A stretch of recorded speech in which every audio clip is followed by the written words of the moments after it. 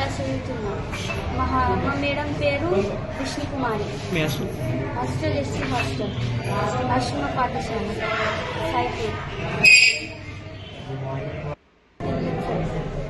మేడంకి చెప్తే ఏం రెస్పాన్స్ ఇస్తలేదు. టీచర్ వాళ్ళు చెప్తే కూడా మేము చెప్తే కూడా ఏం పట్టించుకుంటలేదు సార్.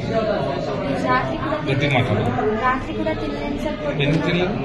రాత్రి కూడా మొత్తం అన్నం మెత్తగా ఉన్నాయి, పురుగులు వస్తున్నాయి సార్. మొత్తం పప్పు కూడా ఇట్లా నీళ్ళలాగా పోతున్నాయి ప్లేట్లు వేసుకొని.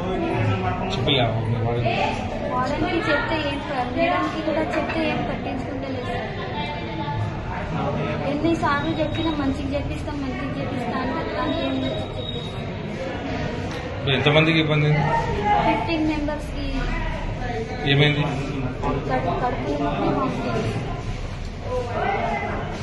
ఇప్పుడు మీరు నలుగురు ఉన్నారు కదా, మిగతా లేడు? మిగతా వాళ్ళు టీచర్స్ వాళ్ళు వేరే హాస్పిటల్కి తీసుకెళ్ళారు. తీసుకొచ్చారమ్మా? నర్స్ మేడం టీచర్ తీసుకొచ్చారు. ఏడు టీచర్స్ ఇంకా హాస్టల్లో వేరే పిల్లలకి అయిందని తీసుకోవడానికి.